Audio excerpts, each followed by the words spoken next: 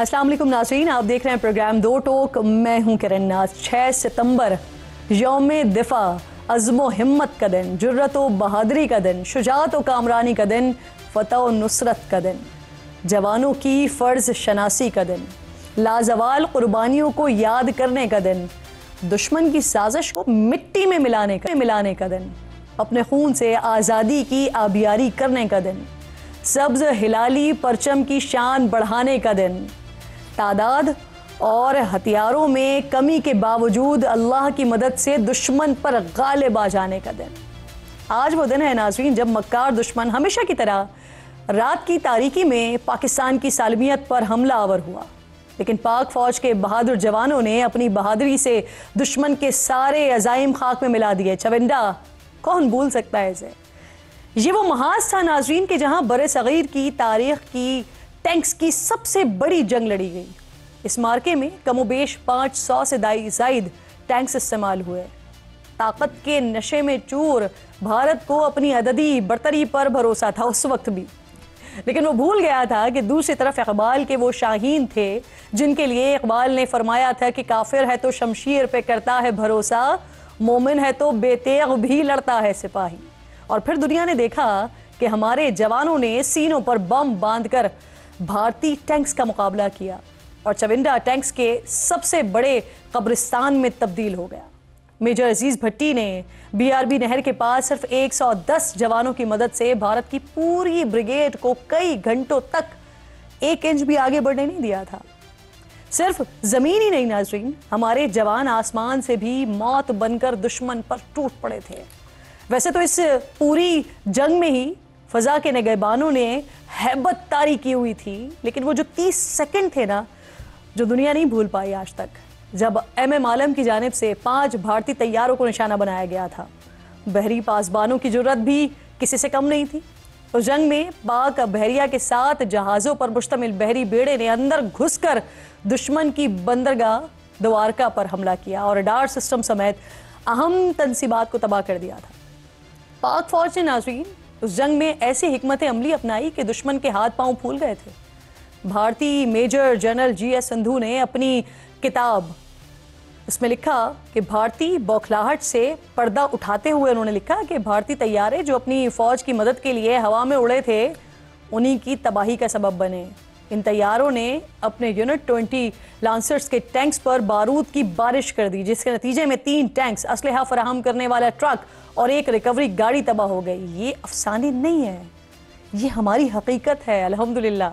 और ऐसा सिर्फ नाज़रीन 65 की जंग में नहीं हुआ, तारीख भरी पड़ी है ऐसे वाक़यात से।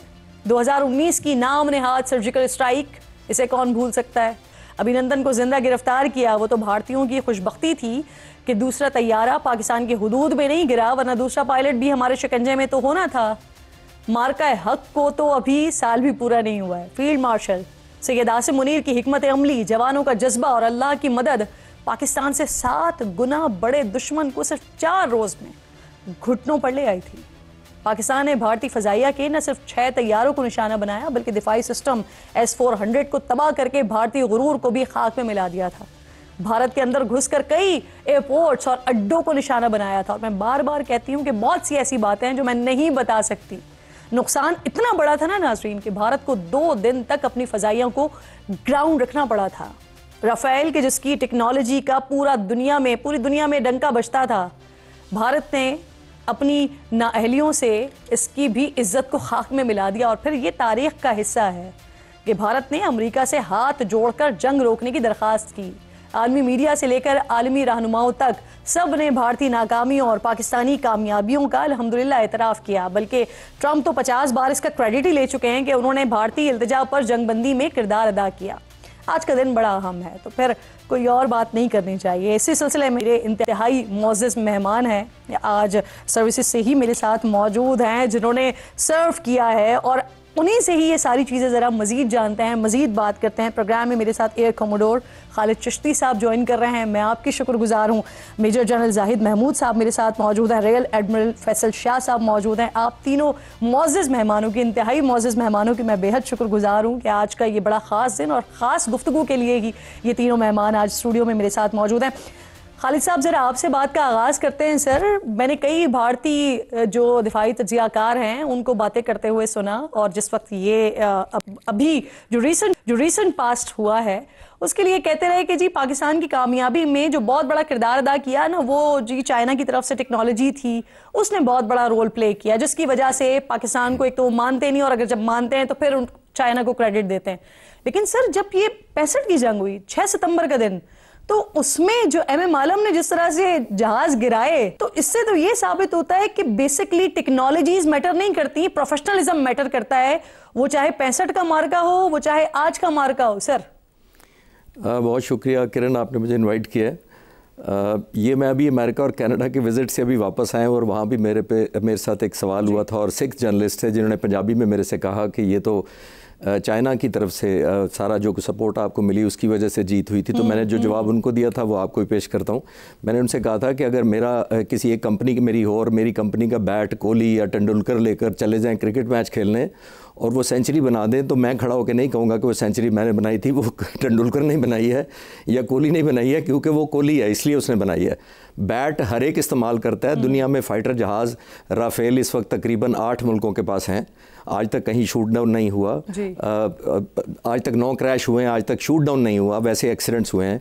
तो ये कहना कि क्रेडिट इसको जाता है या उसको जाता है, सारी दुनिया F-16 सारी दुनिया के पास हैं, और हमने मारा था अभी नंदन का जहाज़। तो ये जो किलिंग होती है, ये उसके पीछे आपके पैनलिस्ट आपको ज़्यादा बेहतर बताएंगे कि उसके पीछे इट्स अ मशीन सिर्फ नहीं होती, उसके पीछे आपकी ट्रेनिंग होती है, आपका जज्बा होता है, और सबसे बढ़कर आपका टेक्नोलॉजिकल एडवांटेज होता है, और किस तरह आपने इंटीग्रेट किया हुआ है अपने वेपन्स को। तो यही फ़र्क है। F-17 थंडर से मारा था ना हमने, F-16 नहीं इस्तेमाल हुए थे जी। F-16 भी एम्प्लॉयड थे, और जी F-17 थंडर भी शामिल था, और ये एक जॉइंट वेंचर था, उसमें भी इंटीग्रेटेड था। और वो भी मिसअंडरस्टैंडिंग ज़्यादा इसलिए उनको हुई थी कि अभिनंदन इसलिए आए थे कि शायद स्टैंड अलोन ऑपरेशन हो रहा है और एक आध जहाज़ हमारी तरफ से आएगा, लेकिन यहाँ पे वही था, उनके पास वही सिनेरियो उनको मिला जो तकरीबन राफेल को सिचुएशन मिली है। जैमर्स भी थे, इंटीग्रेटेड थे, सैटेलाइट की पिक्चर्स भी थी हमारे पास। तो वो एक इंटीग्रेटेड होता है। अब ज़माना चला गया है कि डॉग फाइट का, जो आपने एमएम आलम का जिक्र किया कि एक जहाज़ वहाँ से आएगा, ये रेसलिंग या बॉक्सिंग वाला ज़माना नहीं रह गया। अब आपने डिग्रेड करना होता है दुश्मन को, और अपनी सिचुएशनल अवेयरनेस सबसे ज़्यादा रखनी है, टाइम पे फैसले करने, और पूरी टीम आपको एक यकजान होकर, जैसे मैं कहता हूँ कि 1 किल पिक्चर के तहत लड़ती है। ये नहीं होता कि स्टैंड लोन आप एक जहाज़ को मार गिराएंगे तो बहुत ज़्यादा अचीवमेंट हो जाएगी। आपने एक ओवरऑल एक सिनेरियो डेवलप करना होता है। तयशुदा बात है ना सर, जज्बा ईमानी और प्रोफेशनलिज्म जो उस वक्त भी था, अल्हम्दुलिल्लाह आज भी वही जज्बा ईमानी है, वही प्रोफेशनलिज्म है। जनरल साहब, मुझे ये फरमाइए कि जब हम इस तरह की सिचुएशन होती है, और जब ये मार्का हक चल रहा था, उस वक्त भी हम डिस्कशन करते रहे, यहाँ पर बैठे होते थे, हमने कुछ इस तरह की सिचुएशंस भी देखी कि जब पाकिस्तान ने रिटेलिएट करना शुरू किया और पाकिस्तान ने दिखाया कि हम क्या क्या करेंगे तुम्हारे साथ, तो फिर हमने वहां पर उनकी चौकियों पर सफ़ेद अमन के झंडे भी लहराते हुए देखे, बाकायदा भीख मांगते हुए देखा। क्या हिकमत अमली होती है सर जब इस तरह की जंगी सिचुएशन हो और उसमें सफ़ेद झंडा लहरा दिया जाए अमन का, तो फिर क्या हिकमत अमली अपनाई जाती है? जी बिस्मिल्लाहिर्रहमानिर्रहीम।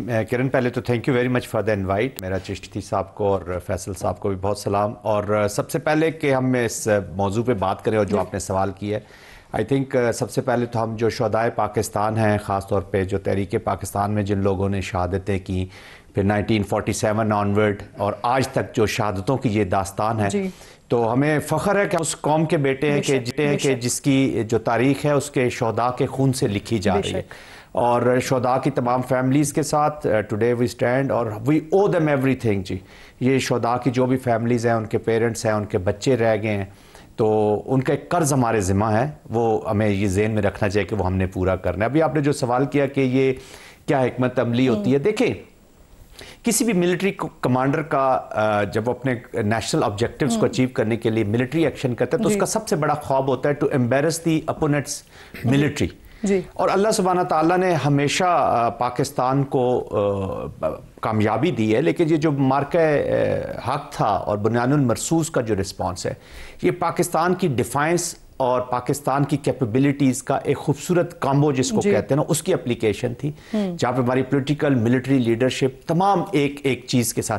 अच्छा, जब आपने सच के ऊपर जंग लड़ रहे होते हैं, जब आप हक के ऊपर जंग लड़ रहे होते हैं, जब आप जुल्म के खिलाफ लड़ रहे होते हैं, तो आपकी जो नेचुरल डिफाइंस है, जो आपकी हुसैनियत है, वो हर सोल्जर की एक सामने आ जाती है। और किरण सर भी बैठे हैं, इन्होंने भी हमसे सीनियर है, जंगें लड़ी हैं। पाकिस्तान का जो भी सोल्जर है, चाहे वो सेलर है, एयरमैन है, पाकिस्तान आर्मी का सिपाही है, या हमारे लॉ इन्फोर्समेंट एजेंसीज एफसीज, उनकी एक ही ख्वाहिश होती है कि अल्लाह ताला उन्हें एक मौका दे अपने जो दुश्मन है, अजली दुश्मन भारत के खिलाफ अपने एक जज्बात को और अपने एहसासात को और अपने आप को पेश करने का उस मार्के में। तो that is a different spirit. और जब इंडिया का कॉन्टेक्स्ट आ जाता है, और फिर वो कॉन्टेक्स्ट अभी देखें ना, मार्के हक में हुआ क्या कि उन्होंने मारा किसको? हमारे 4 साल की हवा, 7 साल का उजैर, ये हमारे बच्चे उन्होंने शहीद किए। और फिर वहां से जो हिब्रिस्टिक अप्रोच थी, तो उसके खिलाफ इस जज्बा इतना बढ़ जाता है कि रिस्पॉन्सेज बहुत हैवी चले जाते हैं। तो ऑफ कोर्स एक तरीके से एक जंग लड़ी जाती है, लेकिन पाकिस्तान ने अल्हम्दुलिल्लाह सिपाही से लेके टॉप लीडरशिप तक तमाम एयरफोर्स, नेवी, आर्मी की लीडरशिप एक ही फैसला था कि इंडिया को जब जवाब जाएगा तो वो 2 नॉच अप जिसको बोलते हैं, क्विड प्रो को में 2+ जाएगा, क्विड प्रो को प्लस जाएगा। तो वो एक सिपाही की गोली से लेके तुम्हारे स्ट्रेटेजिक एसेट्स तक वो वैसा ही गया। और फिर इंडिया वाज सरप्राइज्ड। वो उसने तो ये समझा हुआ था कि बस रन ओवर कर जाएंगे, और वो तो जब सरप्राइज हुए, जो सरप्राइज की आप बात कर रहे हैं ना, तो ये पूरा ही मार्का और ये 4 दिन तक जो कुछ होता रहा, ये कुछ भी नहीं भूला जाएगा इसमें से। लेकिन एक और भी बड़ी इंपॉर्टेंट चीज जो DGISPR ने रात को आकर कहा था ना, कि जब हम आपको जवाब देंगे तो हम नहीं बताएंगे, आपको दुनिया बताएगी, आपको नहीं बताना पड़ेगा। और फिर यही हुआ, आज तक दुनिया उन्हें बता रही है, अच्छे से बता रही है। बिल्कुल, बहुत शुक्रिया फैसल साहब। सर, जमीनी और फजाई जंगें जब हम होती हैं, उसकी तो कहानियां हम सुनते हैं, भरी पड़ी है। इनफैक्ट मुझे आज भी याद है जब अभिनंदन वाली एपिसोड हुई थी, उस वक्त भी हमारे पास कुछ खबरें आई थी, इस तरह की चीजें आई थी सामने। बहरी फोर्स सर, किस तरह का रिस्पांस होता है जब ऐसी कोई सिचुएशन बनती है? तो क्या हिकमत अमली होती है और किस तरह से टारगेट को लॉक किया जाता है? सर, थैंक यू किरण, मुझे प्रोग्राम में लेने का, और सबको यौम दिफा मुबारक हो। बहुत शुक्रिया सर। देखिए, नेवीज़ की ना एक इनहेरेंट कैरेक्टरिस्टिक होती है, और वो कैरेक्टरिस्टिक ये होती है कि उनको अमन से जंग में आने में कोई टाइम नहीं लगता जी। सिर्फ इधर सोचना होता है कि अभी हम जंग में, क्योंकि शिप्स में फ्यूलिंग हुई हुई होती है, राशनिंग हुई हुई होती है, एमुनिशनिंग हुई हुई होती है, शिप्स ऑलरेडी सी में होते हैं, प्लेटफॉर्म्स में सेल करना होता है, वो मिनटों में निकल के अपने एरियाज में की तरफ चल पड़ते हैं। तो ये जो पहलगाम का इंसिडेंट हुआ, आप देखिए कि पिछले 9 साल में तीसरा रिपीट था ये, वही डायलॉग, वही एक्टर्स, वही जगह। तो हम तो इसके आदी हो चुके थे, तैयार थे कि अब जो रिटोरिक बन रहा था, जो नैरेटिव बन रहा था, उसमें लग रहा था कि आगे क्या होने वाला है, जो पहले 2 दफा हो चुका था। तो नेवी तो अपने जगहों पे पहुंच गई, अपने सारे प्लेटफॉर्म्स में सर्विलेंस शुरू कर दी। अब देखिए, सी में सबसे इंपॉर्टेंट चीज़ क्या होती है? बहुत बड़ा है ना सी, लैंडमार्क्स भी नहीं है, रोड्स भी नहीं है, बिल्डिंग्स भी नहीं है, एक जैसा है। तो सबसे इंपॉर्टेंट चीज़ होती है कि आपने अपने दुश्मन को कितनी जल्दी ढूंढा है। 22 अप्रैल के बाद से पाकिस्तान नेवी की नज़र इंडियन नेवी की हर मूवमेंट पे थी, हर मूवमेंट पे, कि उनके जहाज किधर जा रहे हैं, सबमरीन्स किधर जा रही हैं, हवाई जहाज। हमने इस दौरान में डिटेक्ट की थी सबमरीन्स सर? हमें पता था कि उनकी सबमरीन्स किधर हैं। उनका एक सर्वेलेंस एयरक्राफ्ट आया पाकिस्तान के करीब, वो पकड़ा गया, उसको प्रेशर किया, परसुएट किया कि अपना मिशन अबॉर्ट करे और वापस चला जाए। वो अमेरिकन साख्त का एयरक्राफ्ट था, वो चला गया। एयरक्राफ्ट कैरियर उनका 400 से 500 मील पे खड़ा रहा कराची के, जो कि 700 से 900 किलोमीटर बनता है, और उसने आगे आने की हिम्मत नहीं की, बल्कि 2 दफ़ा जब जंग हो रही थी हवा में और ज़मीन पे पाकिस्तान और इंडिया के दरमियान, यानी 6-7 को और 9-10 को, तो वो दोनों दफ़ा अपने इंडियन कोस्ट के पास चला गया ताकि वहाँ से उसको एयर कवर मिल सके और वो पाकिस्तान बहरिया और पाकिस्तान फ़ज़ाइया के अताब से बच सके। तो ये उनकी हालत थी। अब जब आप जल्दी ढूंढ लेते हैं ना अपने दुश्मन को, तो फिर क्यों ढूंढते हैं? इसलिए कि आपके पास टाइम हो कि आप उसको कब हिट करेंगे। तो पाकिस्तान नेवी और पाकिस्तान एयरफोर्स ये दोनों बिल्कुल तैयार थी कि ये 1 इंच अपनी जगह से आगे बढ़े, कोई एग्रेशन करें, और इस दफा ये जो एयरक्राफ्ट कैरियर की ट्रॉफी है ये हमने लेनी है। सर वैसे मुझे ये बताइए ना कि जब नरेंद्र मोदी की तरफ से ये स्टेटमेंट आया कि आप समंदर में हम देखेंगे, तो मुझे ऐसा फील होता है कि नेवी में तो एक जोश और जज्बा ही अलग होगा, क्योंकि उस तरह से परसू करने का या उस तरह से निकल कर आगे आकर मार्के में शामिल होने का मौका उस तरह से नहीं मिलता। तो जब ये वाली बात वहां से हुई होगी तो मुझे तो लगता है है कि शायद एक और ही लेवल होगा जो मैं आपको बता रहा हूँ कि बिल्कुल तैयारी थी जी कि इन्होंने एक फायर करना, क्योंकि हम एग्रेसर नहीं है, एग्रेसर तो इंडिया है, तो जैसे ही उसने कोई एग्रेशन करना था इधर से भरपूर जवाब जाना था। और ये जो इनका प्राइड था, एयरक्राफ्ट कैरियर तो न्यूक्लियर सबमरीन्स तो ये वो, इन सब का सत्यानाश हो जाना था। ये बिल्कुल तैयारी थी। ये क्यों कहते हैं कि नेवल फ्रंट हम खोलेंगे? इसलिए कि नेवल फ्रंट खुला नहीं, और इनको नेवल फ्रंट उस वक्त खोलना चाहिए था जिस वक्त इनकी पिटाई हो रही थी हवा में और जमीन पे। भाई आपने अपने लॉसेस को मेकअप करना है तो जो अगर आप समझते हैं कि सी में आपकी ताकत है तो आप उसको लेकर आए, उसको अप्लाई करें। उसको तो अप्लाई नहीं किया उन्होंने। अब वो कहते हैं कि हम नेवल फ्रंट खोलेंगे जब भी नेक्स्ट टाइम होगा, इसलिए कि वो पर्दा रह गया है, वो पर्दा अभी तक चाक नहीं हुआ है। बाकी जो राफेल का एक पर्दा था या बाकी जो बड़ी बड़ी ताकत का एक पर्दा था वो तो बहुत ही बुरे तरीके से हमने चाक किया, बाकायदा फाड़ दिया है उस पर्दे को। चिश्ती साहब मुझे ये फरमाइए सर कि फ़ज़ाइया ने तीनों मार्कों में हमने देखा इंतहाई शानदार कारकर्दगी का मुजाहिरा किया। मार्का हक में तो फिर अल्हम्दुलिल्लाह हमने कमाल ही कर दिया। आपने खुद यकीनन सर किसी न किसी मार्के में किसी न किसी ऑपरेशंस में हिस्सा लिया होगा। क्या फीलिंग्स होती हैं उस वक्त सर कि जब आपको चंद सेकंड्स में, लम्हों में फैसला करना हो, दुश्मन आपके सामने हो और फिर सोने पे सुहागा ये हो कि आपने जिस मिसाइल से फायर किया हो उसी से जहाज गिर जाए? क्या फीलिंग्स होती हैं, क्या जज्बात होते हैं उस वक्त? क्योंकि अभी जो बात कर रहे थे ना मेजर साहब, इन्होंने जनरल साहब ने जो बात की, तो मैं ये सोच रही थी कि हम बीइंग ले मैन अवाम के तौर पर हमारे लिए इतनी एक्साइटमेंट होती है, तो जो सोल्जर्स होते हैं उनकी तो फिर एक्साइटमेंट का लेवल ही कुछ और होता होगा सर।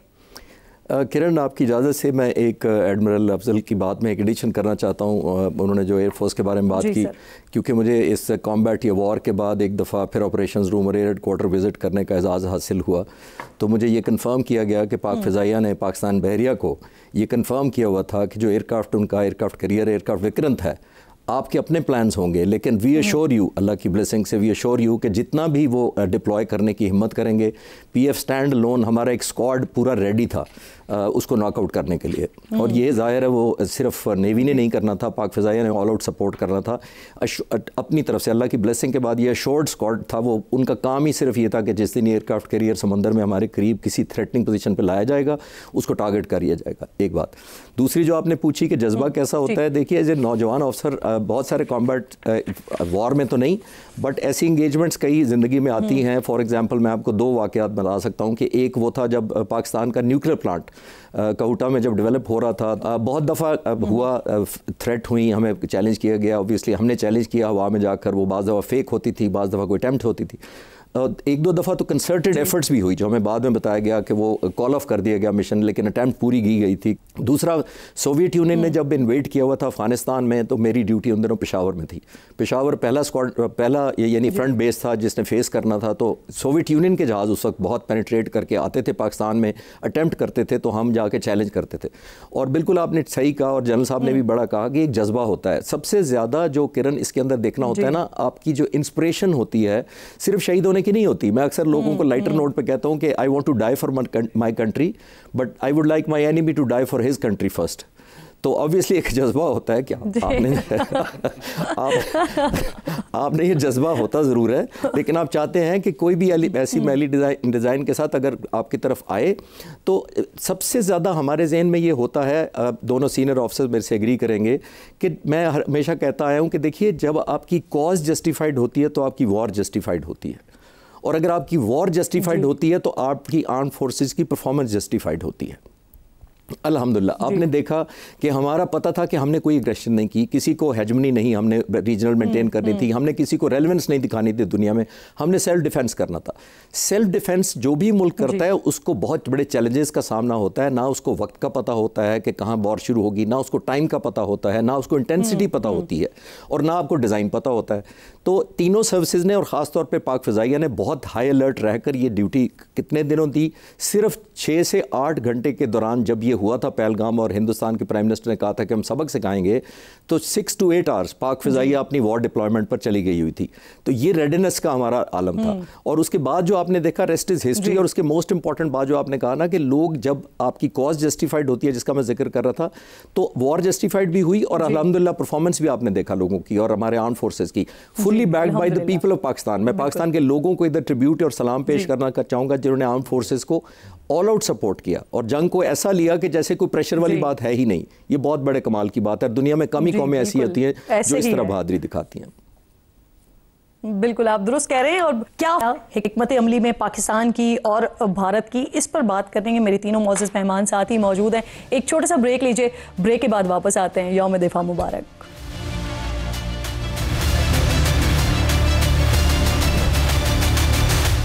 प्रोग्राम में एक बार फिर आपको खुशामदीद कहूँगी। गुफ्तगू यहाँ पर हो रही है अहम तरीन दिन यौम दिफा का, जिसी को हम सेलिब्रेट कर रहे हैं 2 टोक से के प्लेटफॉर्म से। मेरे साथ जो मेरे मौजूद मेहमान हैं, कुछ उनकी यादें भी ताज़ा कर रहे हैं। तो सर, बाजोड़ ऑपरेशन जहाँ सर्व किया, अपने आप ज़ख्मी भी हुए, क्या तासुरात थे जो खालिद साहब ब्रेक से पहले बात कर रहे थे? वही था आपके जहन में कि पहले ज़रा दुश्मन की हड्डी पसली बराबर की जाए, उसके बाद फिर? जी बिल्कुल ऐसा ही है। देखिए किरण, ये भी किसी सोल्जर के लिए बड़े प्राउड मोमेंट होते हैं कि जिस चीज़ के लिए वो ट्रेन ग्रूम किया गया वो मौका उसको मिलता है। और Pakistan is not an ordinary country के इसके soldiers they have to perform like the stature of the state. तो पाकिस्तान का स्टेचर भी हमसे यही तवक्को रखता है कि हम उसी तरीके से परफॉर्म करें। It was a great experience. Of course उससे पहले मैंने कश्मीर की भी एक डिप्लॉयमेंट सामने देखी, वो ज़रा इंडिया के खिलाफ था वो थोड़ा सा, लेकिन ये भी इंडिया के वही लोग हैं जो फितना अल खवारिज की शक्ल में और फितना अल हिंदुस्तान की शक्ल में, क्योंकि अब उनके वो असल जंग तो कन्वेंशनल जंग तो हिरा नहीं सका ना पास्ट में, ना कोई 71 के अपने डायनामिक्स थे और यही प्रॉक्सी अभी वो यूज़ कर रहा है इन्हीं में। तो उन्हीं के ये लोग थे। It was 2007। एक जज्बा था। I was a lieutenant colonel, मैं अपनी यूनिट 63 फ्रंटियर फोर्स कमांड कर रहा था। तो बाजोड़ वाज ऑलमोस्ट किरण एक ऐसे जैसे अफगान एजेंसी थी जी, तो rate of the state was not that effective. तो वहाँ पे हमें एक लिंक अप ऑपरेशन करना था। हमारे कुछ लोग इनसर्कल हुए थे एफसी के फ्रंटियर कोर के, तो उनके साथ लिंक अप करना था मेरी यूनिट ने। तो वो कंपाउंड टू कंपाउंड बैटल्स हो रही थी। कंपाउंड आई मीन एक कंपाउंड में वो फितना अल खवारिज के लोग थे उस वक्त, यहाँ पे अलकायदा के भी काफ़ी लोग थे, फॉरेन फाइटर्स थे, तो नॉन स्टेट एक्टर्स, तो काफ़ी एक वो रश था एनिमीज़ का। तो वो हम जब वो क्लियर कर रहे थे तो वहाँ पे एक हमारा बड़ा स्टिफ रेजिस्टेंस थी, क्योंकि वो लास्ट एजेंसी थी जिसको हम क्लियर कर रहे थे और फिर अफगानिस्तान से उनके लिंकेज और बहुत सारी चीज़ें थी। तो उसमें फिर ऑफ कोर्स हमने उनके 38 खवारिज मारे हमारे लोगों ने, और मेरे अपने 10 लड़के हमारे उस मार्के में शहीद हुए। तो उसी में मुझे एक जब मैं कमांड कर रहा था, मूव कर रहा था, हम लीड कर रहे थे अल्हम्दुलिल्लाह, यंगस्टर्स भी मेरे, तो 8 में से हम 7 ऑफिसर्स जख्मी हुए, क्योंकि तमाम पार्टीज को ऑफिसर्स लीड कर रहे थे। तो हम भी, मैं भी सीओ था। Of course you have to lead from the front. हम आगे जा रहे थे, एक mortar shell landed near me जी। वो जब गिरा तो उससे जब मैं स्प्लिंटर से जख्मी हुआ तो दैट प्लेस वाज रेडेड। तो उसमें फिर मुझे 6 गोलियां जो है वो राइट लेग में, टांग में, 4 पाँव में, एक नी के पीछे और एक थाई में लगी। तो उससे मैं आई वाज सेवरली इंजर्ड और फिर मेरी ये एम्पुटेशन हुई राइट लेग की। बट अल्लाह का शुक्र, अल्लाह ने एक मौका दिया। तो वो जो मैंने पहले बात की, और बड़ा प्राउड जी तो I was lieutenant colonel, then I continued serving और आज बैठे आपके सामने। अल्लाह बिल्कुल ऐसे। सर एक आखिरी सवाल मैं आप तीनों मौजूद मेहमानों से करना चाहूंगी। खालिद साहब पहले जरा आप इस पर रिस्पॉन्ड कीजिए। हमारा एक दुश्मन भारत, जिसके लिए जैसे जाहिद साहब कह रहे थे कि हमने हर वक्त हम तैयारी में रहते हैं ना, लेकिन एक और दुश्मन भी है इसराइल। तो सर क्या उसके हवाले से हम हैं तैयारी में, क्योंकि वो हमसे कई गुना जो है वो दूरी पर है, फासले पर बैठा हुआ है, तो उसके लिए तैयारी है हमारी? देखिए किरण, तैयारी किसी भी दुश्मन को आपने जब डिटर करना होता है ना, तो आपने उस पर एक प्रोहिबिटिव प्राइस इम्पोज करनी होती है वॉर की, और उसको ये बावर कराना होता है कि अगर मुझ पर हमला करने की जसारत करोगे तो तुम्हें कीमत देनी पड़ेगी। हिंदुस्तान ने हम पर हमला किया, अपने मिलिट्री ऑब्जेक्टिव ड्रॉ किए, आपके सामने है कौन से कामयाब हुए, क्योंकि इतनी ज़्यादा मुसल्लह अफवाज ने बैक्ड बाई पाकिस्तानी कौम और ख़ासतौर पर पाक फ़िज़ाइया ने इतनी ज़्यादा कीमत इम्पोज़ की 7 तारीख की रात को भी और 10 तारीख को भी, जितनी टनेज फेंकी गई वो 65 की 17 दिनों की जंग से ज़्यादा थी। उन 5 घंटों के अंदर जितनी टन हिंदुस्तान पर फेंकी गई थी, ये थी प्रोहिबिटिव प्राइस, जिसकी वजह से हिंदुस्तान ने रियलाइज़ किया कि जंग नहीं कंटिन्यू हो सकती।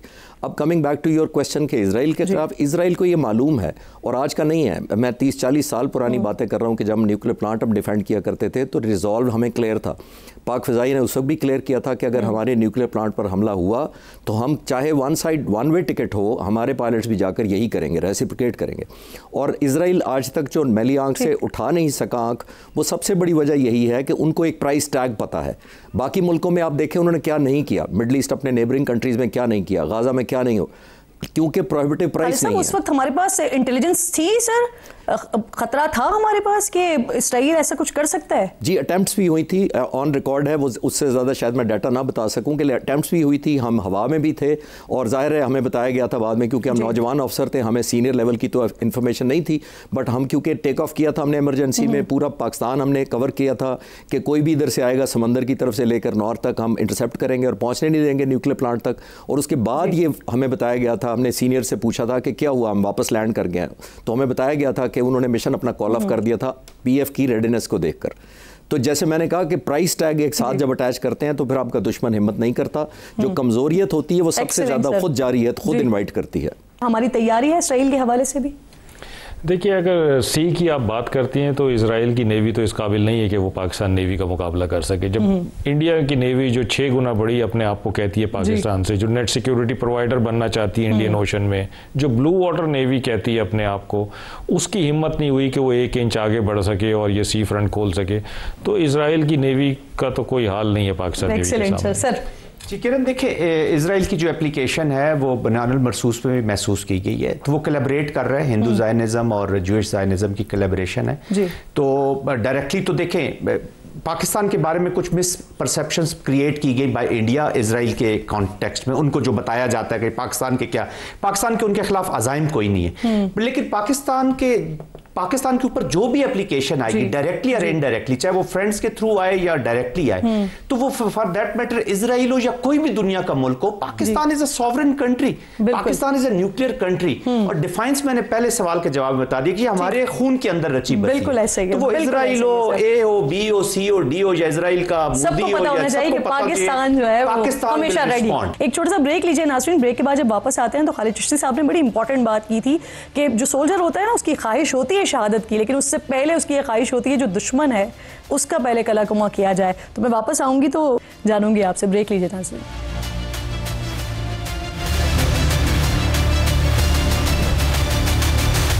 प्रोग्राम एक बार फिर आपको खुशामदीद कहूँगी। मेरे आज तीनों मौजूद मेहमान मेरे साथ मौजूद हैं और बहुत खूबसूरत गुफ्तगू आज हम कर रहे हैं। आज कोई और बात नहीं कर रहे, सिर्फ अपने दिफा की बात कर रहे हैं, मार्का हक की बात कर रहे हैं, 6 सितंबर की बात कर रहे हैं।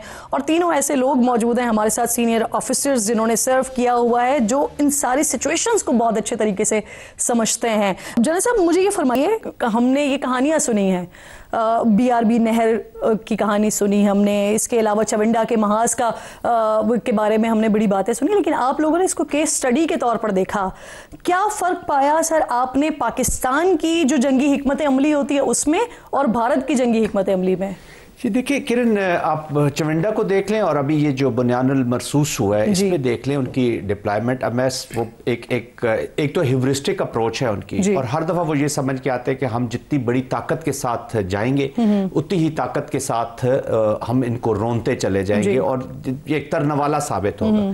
कभी वो जिमखाना लाहौर में लंच का प्रोग्राम बना लेते हैं, कभी चविंडा में जिस तरीके से वो इतना ह्यूज आर्मर लेके आए और उन्होंने कहा जी इनकी आर्मर, उस वक्त आर्मर जरा एक सेंटर ऑफ ग्रेविटी कह ले या एक वो समझा जाता था। फिर एयर में आप देख लें, एयर में भी इसी तरह। फिर अभी ये जो है this was the if I am not wrong तो दुनिया की हिस्ट्री की सबसे बड़ी एयर बैटल थी जी जिसमें हुई है। और उन्होंने कहा कितनी बड़ी हम डिप्लॉयमेंट कर देंगे और वो पाकिस्तान को, लेकिन पाकिस्तान की जितनी भी फोर्सेज है, नेवी, एयर फोर्स, आर्मी जितनी भी है, ये प्रोफेशनल मिलिट्रीज है, they exactly know how to deal with the bigger army. लेकिन हमने 70-80 साल एक ही काम किया कि इंडिया को हमने कैसे डिफीट करना। तो अल्हम्दुलिल्लाह स्ट्रेटजी में, प्लानिंग में, यूज ऑफ इक्विपमेंट में, जी। And leadership, most important thing is the leadership. अगर आप एक छोटी सी एग्जांपल, मैं इसलिए वो एग्जांपल अभी प्रेजेंट की कोट करना चाहता हूं कि हमारे यूथ ने वो एग्जांपल सुनी और देखी हुई है। अगर आप इनकी गॉडजिला वो कन्वर्सेशन सुने, चिश्ती साहब उस पर बात करेंगे बाद, वो कन्वर्सेशन सुने, वो पायलट जब बता रहा है अपने नंबर 3 के बारे में कि वो मुझे पता नहीं है किधर, उसकी कंफ्यूजन, भारत की जो स्ट्रेटेजिक कंफ्यूजन है, भारत की जो ऑपरेशनल कंफ्यूजन है, और एक क्यास क्याटिक वो नजर आ रहा है। किसी भी देखे जंग वही जीतते हैं जिनकी मिलिट्री लीडरशिप का जो मेंटल है ना जी, डिसीजन मेकिंग वो क्लियर हो, और उसके लूप में कोई और चीज, खौफ, हारने का खौफ, जंग हारने का, तो वो विक्ट्री लेके हमारे लीडर्स अल्हम्दुलिल्लाह के we have to win, there is no other option, we have to kill them, we have to beat them. तो उसके साथ जब वो जाते हैं, और फिर सबसे बड़ी बात किरण, हमें सबसे बड़ी एडवांटेज हमारे जो ला इलाहा इल्लल्लाह मोहम्मद रसूलुल्लाह की एडवांटेज है, जो फौज जहाद फी सबीलिल्लाह के नाम पे लड़ती है, ईमान तकवा जहाद फी सबीलिल्लाह, हमने खुद जंगें भी लड़ी हैं। ऑनेस्टली टेलिंग यू कि soldier is directly connected with अल्लाह सुब्हाना ताला, वो जो स्ट्रेंथ आ रही होती है, और हमने देखे हैं फरिश्ते इस दौर में भी उतरते हुए, बुनियानुल मरसूस में भी ये फरिश्ते आए हैं मदद के लिए, ये याद जब ये जज्बे ईमानी होता है, ये अच्छा ये ऐड ऑन करता है, ये ऐड ऑन करता है to your war performance, on ground जो परफॉर्मेंस होती है, और उसके बाद ये चीजें ऐड हो जाए। But still I would say कि better professionalism, better military leaders, और ये एक उसमें ऐड कर देते हैं। तो इस तरह ये इन महाजों पे पाकिस्तान को हमेशा कामयाबी हुई है, and purpose of I mean purpose of war is very clear. हमेशा जब हाथ पे आप जब भी लड़ेंगे, सर वैसे हमारे पास अल्हम्दुलिल्लाह जो एडवांटेजेस आपने गिनवाए, हमारे पास ये एडवांटेजेस हैं, लेकिन अगर वहां पर ऑन लाइटर नोट भी अगर बात की जाए, वैसे लाइटर नोट नहीं की बात सही है कि वहां के जो एडवांटेजेस है ना, उसमें बहुत बड़ा किरदार उनके अपने बॉलीवुड का भी है। जो कुछ वो दिखा रहे होते हैं, जो कुछ वो बता रहे होते हैं, तो मुझे लगता है कि उनकी जो फौज है वो उसी जज्बे के साथ ही आगे निकल रही होती है कि वहां पर भी कोई बॉलीवुड की कोई मूवी बन जानी है शायद, और फिर उसके बाद ऐसे मार पड़ती है उनको। फैसल साहब मुझे ये फरमाइए सर, 65 की जंग में पाक बहरिया का किरदार भी बड़ा अहम था, बड़ा इंतहाई शानदार रहा। ऑपरेशन द्वारका ने फिर न सिर्फ भारत को नुकसान पहुंचाया, बल्कि सिचुएशन ऐसी हुई कि वर्ता हैरत में डाल दिया ना कि कैसे हमने घुसकर दुश्मन को बाकायदा तौर पर नुकसान पहुंचाया। इस बारे में बताएं सर जरा। देखिए 65 में पाकिस्तान नेवी का एडवांटेज था, हमारे पास सबमरीन थी गाजी, जो कि इंडिया पाकिस्तान के दरमियान पहली सबमरीन थी, मतलब इंडिया के पास कोई नहीं थी। एक अकेली सबमरीन उसने इंडिया के पूरे फ्लीट को हार्बर में मैसूर कर दिया। वो पूरी जंग के दौरान बाहर ही नहीं निकला। यानी आपके पास एक कैपेबिलिटी है, आप उस कैपेबिलिटी को यूज ही नहीं कर सके, बाहर ही निकाल सके। अब आप 2025 में भी अगर देखें कि उनके पास कैपेबिलिटी थी, उनके पास एयरक्राफ्ट कैरियर भी था, उसके साथ उसके जहाज भी थे, सबमरीन्स भी नीचे थी, ऊपर सर्वेलेंस भी हो रही थी, लेकिन वो उस कैपेबिलिटी को अप्लाई नहीं कर सके। तो 1965 और 2025 में अगर आप मुमासलत देखें तो उनके पास कैपेबिलिटी जब भी थी, आज भी थी, लेकिन वो उसको यूज नहीं कर सके। अच्छा, फिर पाकिस्तान, और उसका रीजन क्या था? कैपेबिलिटी को यूटिलाइज ही नहीं कर सके। देखिए उसका रीजन, जैसे अभी जनरल साहब ने कहा, एयर कमांडर खालिद चिश्ती ने कहा कि it is not only the equipment और प्लेटफॉर्म जो कि आपकी कैपेबिलिटी बनाते हैं, उसको ऑप्टिमम लेवल पे यूज करना एक्चुअल कैपेबिलिटी होती है, जो कि क्वालिटी ऑफ ह्यूमन रिसोर्स पे डिपेंड करती है। और ये जो 2025 का मार्का हुआ है इंडिया पाकिस्तान के बीच में, उसमें जो बेसिक डिफरेंस दोनों में आया है वो क्वालिटी ऑफ ह्यूमन रिसोर्स का आया है। पाकिस्तान आर्म फोर्सेस तीनों सर्विसेज अपनी क्वालिटी ऑफ ह्यूमन रिसोर्स पे कोई कॉम्प्रोमाइज नहीं करती। इसीलिए आपने देखा मशहूर है कि जी हमारी यहाँ मेरिट सिस्टम है, हर चीज का एक मुआवजा किया जाता है, उसका मुहासबा किया जाता है, उसके बाद उसको परखा जाता है। तो हमारे यहाँ ये सारा सिस्टम इसीलिए है कि हमने इस दिन के लिए तैयारी करनी है। आप ट्रेनिंग सख्त करते हैं, फिर आप एक्सरसाइजेस करते हैं आपस में, फिर आप बैनुल अक़वामी एक्सरसाइजेस करते हैं। तो इस सब का हासिल ये है कि जब वक्त पड़ेगा तो आपने जो इक्विपमेंट आपके पास है उसको उन सबका हासिल ये है कि फिर जब वक्त पड़ता है और वक्त पड़ने के बाद जब हम गुफ्तगू करते हैं तो हम अल्हम्दुलिल्लाह सेलिब्रेट कर रहे होते हैं, अल्लाह का शुक्र अदा कर रहे होते हैं, और उसके बाद जो हमारी फोर्सेज हैं उनका हम शुक्रिया अदा कर रहे होते हैं कि उन्होंने हमें हमारे मुल्क के लिए ये कुर्बानियाँ दी और ये दिन हमें दिखाया। बहुत बहुत शुक्रिया, आप तीनों मेहमान साथ मौजूद थे। ये गुफ्तगू हो रही होती है तो इससे अंदाज़ा होता है कि वो चाहे हमारा खूबसूरत माजी देखें या चाहे दिफा के हवाले से मौजूदा हमारा हाल देखें, अल्हम्दुलिल्लाह इस पर फ़ख्र करना चाहिए कि ज़मीन में, आसमान में और समंदर में पाकिस्तान का दिफा मजबूत हाथों में है। वक्त ख़त्म हो गया प्रोग्राम का। इंशाल्लाह नाज़रीन से मुलाकात होगी कल। अपना और अपने मुल्क का ख़ास ख्याल रखिए। फ़लस्तीन को, कश्मीर को अपनी दुआओं में याद रखिए। अल्लाह निगहबान।